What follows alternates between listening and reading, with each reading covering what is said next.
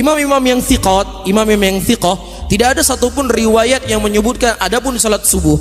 Tetapi tambahan ini ditambah oleh siapa? Abu Ja'far Ar-Razi. Sehingga kesimpulannya Ibnu Rajab rahimahullah menghukumi hadis ini adalah hadis yang mungkar. Itu menurut Ibnu Rajab.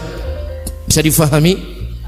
Dia ini rawi yang baik agamanya, tapi dalam ilmu hadis tidak cukup baik agama, harus punya ilmu, harus kuat hafalannya. Dia ini buruk hafalannya. Itu nggak ada yang meriwayatkan hadis kunut subuh terus menerus kecuali dari jalan dia, karena dikatakan munkar. Doa kunut dalam salat subuh itu adalah sunnah yang sangat diharap di dalam madhab kita Imam Syafi'i radhiyallahu ta'ala anhu. Tapi kalau ada orang tidak kunut menyalahkan madhab Imam Syafi'i, dia telah salah.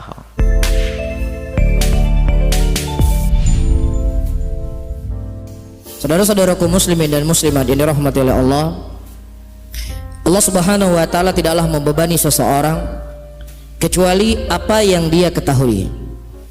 Itu hal yang pertama. Hal yang kedua, segala sesuatu yang kita ucapkan dan segala sesuatu yang kita amalkan, yang paling terpenting kita sudah memiliki jawaban di sisi Allah Subhanahu wa taala. Ini yang paling terpentingnya. Jadi disebutkan athar ini dari sebagian para ulama salaf.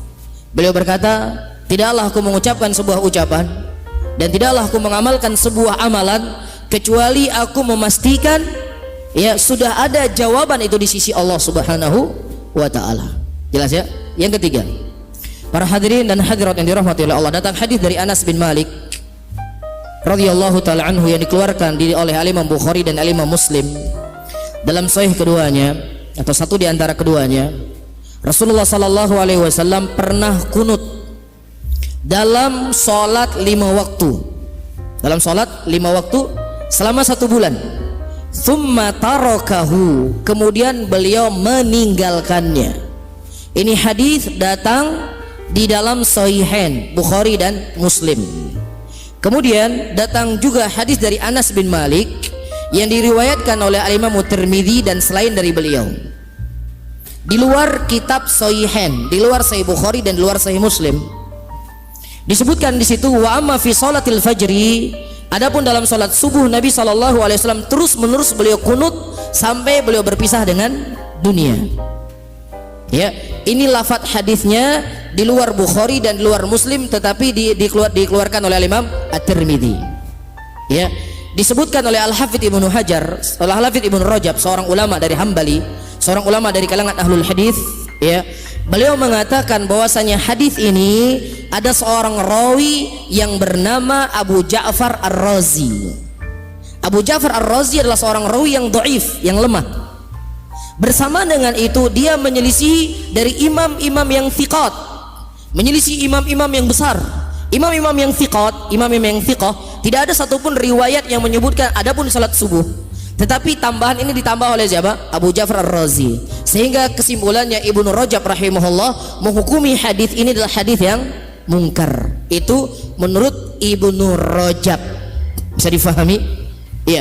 Kedua, kemudian saya tutup pengajian di malam hari ini. Datang hadis dari Thariq bin Syihab, dikeluarkan oleh Imam Baihaqi rahimahullah. Ditanyakan, akana Nabi sallallahu alaihi wasallam Abu Bakar wa Umar yaqnutuna fi salatil fajri. Ya, dia tanya kepada bapaknya, apakah Rasulullah, Abu Bakar dan Umar beliau kunut di salat subuhnya? Kemudian kata bapaknya, seorang sahabat Nabi, perkara baru apa yang sedang kau tanyakan? Perkara baru apa yang sedang engkau tanyakan? Ini saya berbicara dari sisi ilmu hadis. Tentunya para hadirin yang paling terpenting apa? Pertanggungjawaban kita di hadapan Allah. Yang kunut silahkan Anda berkunut, tetapi yang paling terpenting apa? Apakah aku sudah punya jawaban itu nanti di hadapan Allah ketika Allah bertanya kepada kita? Yang tidak kunut juga demikian. Apakah sudah ada jawaban ketika Allah bertanya kepada kita?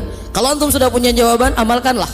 Tapi kalau antum belum punya jawaban, maka cari jawaban tersebut sebelum kita meninggal. Bisa difahami ya? Nah, wallahu a'lam bishawab. Mungkin ini yang bisa saya sampaikan, mudah-mudahan bermanfaat bagi saya sendiri dan juga buat hadirin dan hadirat semuanya. Saya akhiri, Allahumma salli ala Muhammadin wa ala alihi wa ashabihi wa man tabi'ahum bi ihsanin ila yaumiddin. Wassalamualaikum warahmatullahi wabarakatuh. Para ulama tidak memakai hadis-hadis yang munkar, yang menyendiri, yang tidak ada yang meriwayatkannya kecuali dia. Seperti hadis tentang puasa Ramadan dibagi tiga, awwaluhu rahmah wa awsatuhu maghfirah wa akhiruhu itqun minan nar. Ini hadis munkar. Atau hadis tentang kunut subuh terus menerus. Ini hadis bukan fadail, tapi berbicara tentang hukum. Dan hadisnya munkar. Bukan hanya dhaif tapi munkar karena menyendiri seorang rawi yang namanya Abu Ja'far Ar-Razi, namanya Isa bin Abi Isa. Dia ini rawi yang baik agamanya, tapi dalam ilmu hadis tidak cukup baik agama, harus punya ilmu, harus kuat hafalannya. Dia ini buruk hafalannya. Dia biasa duduk di majelis para imam, mendengar hadis dari para imam. Tetapi ketika dia menyampaikan, karena dia buruk hafalannya dan sering ragu-ragu, jadi salah. Oleh karena itu terjadilah kesalahan yang fatal pada dia ketika dia mendengar hadis dari salah seorang rawi yang thiqah tentang kunut subuh. Yang rawi ini meriwayatkan dari Anas bin Malik bahwa Nabi SAW kunut subuh, ya. Dan kadang-kadang Nabi SAW lama kunut. Yang dimaksud lama kunut, lama berdirinya setelah ruku' i'tidal. Karena salah satu arti kunut adalah lama berdiri. Karena itu Nabi SAW pernah ditanya dalam hadis riwayat Imam Muslim, salat yang paling utama apa? Tulul kunut, lama berdirinya. Nah, dia salah paham. Dia sangka lama berdiri terus menerus kunut. Terjadilah kerancuan di dalam riwayatnya. Karena itu nggak ada yang meriwayatkan hadis kunut subuh terus menerus kecuali dari jalan dia. Karena dikatakan munkar. Dia meriwayatkan dari rawi-rawi thiqah apa yang sebenarnya bukan dari hadis mereka. Karena hafalannya buruk, sering salah, sering ragu-ragu. Dia orang baik, tapi dalam ilmu hadis tidak cukup jadi orang baik bisa diterima riwayatnya. Harus punya ilmu. Nah, dia telah tersalah menerima hadis tentang kunut dari seorang rawi thiqah yang dapat dari Anas bin Malik, sehingga dia mengatakan bahwa Nabi SAW mazala Rasulullah SAW yaqnutu fil fajri hatta faraqad dunya. Nabi SAW selalu kunut subuh terus menerus sampai berpisah dari dunia. Ini bagian yang dia tersalah, keliru dalam menyampaikan. Maka hadisnya munkar karena hanya keluar dari jalur dia. Dia duduk di majelis, memang dia duduk di majelis para imam, tapi dia buruk hafalannya. Dia dengar hadis dari para imam yang menyampaikan, yang menerima hadis dari sahabat. Lalu ketika dia menyampaikan karena dia buruk hafalannya, salah. Seperti antum di sini misalnya, duduk di majelis sini, mendengar dari saya. Bukan saya imam ya, bukan saya ini, bukan. Ini contoh. Keluar, antum buruk hafalannya, tidak mencatat, tidak kuat hafalannya, catat, nyampaikan. Oh, Ustadz bilang begini, keliru.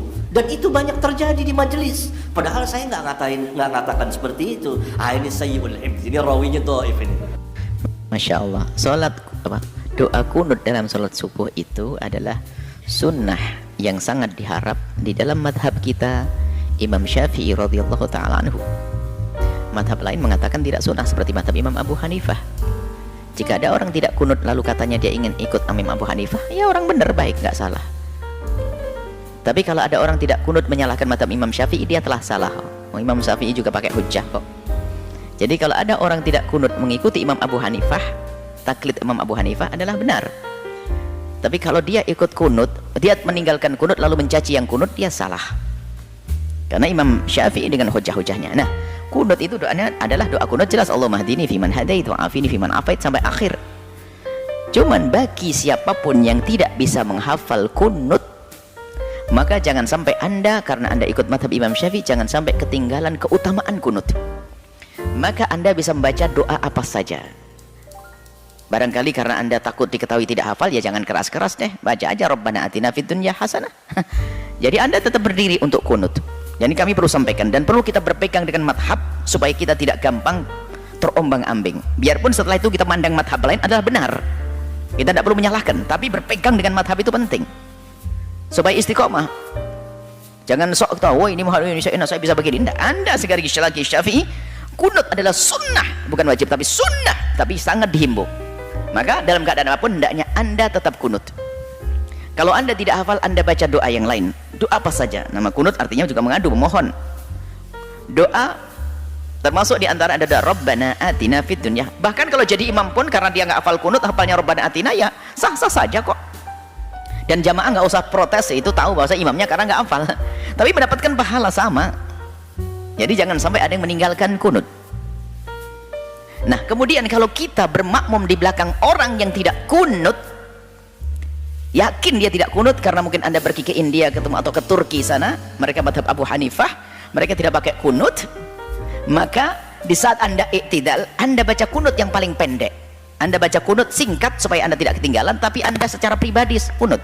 Dan ini tidak dianggap mukhalafah, belanggar. Karena apa? Anda tidak membuat kerjaan yang baru. Pun Anda iktidal setelah Anda rukuk sholat subuh rakaat yang kedua, sami Allahu liman hamidah, imam baca Rabbana, Anda juga baca dipercepat sedikit, lalu Anda doa kunut sesaat.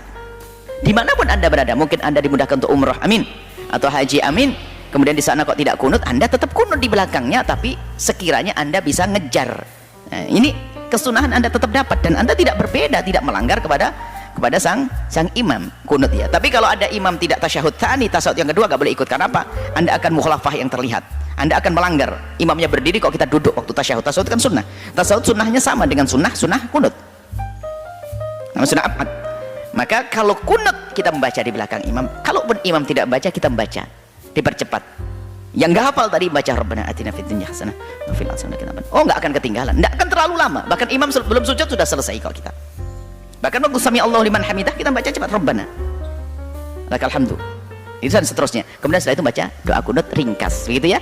Jadi karena ini berpegang madhab itu penting. Kenapa? Supaya kita tidak gampang terombang-ambing. Fanatik madhab tanpa menjelekkan orang lain itu penting, karena fanatik itu sebagai orang awam harus berpegang. Kalau enggak gampang bingung nanti. Loh kok begini ya. Enggak. Imam itu adalah orang-orang hebat. Imam Abu Hanifah di saat madhab Hanafi di saat mengatakan tidak ada kunut dengan hujah yang kuat. Tapi tidak boleh saling mencaci. Bahkan antara Abu Hanifah dengan madhab Syafi'i juga akrab sekali kok. Ulama-ulama diskusi yang baik.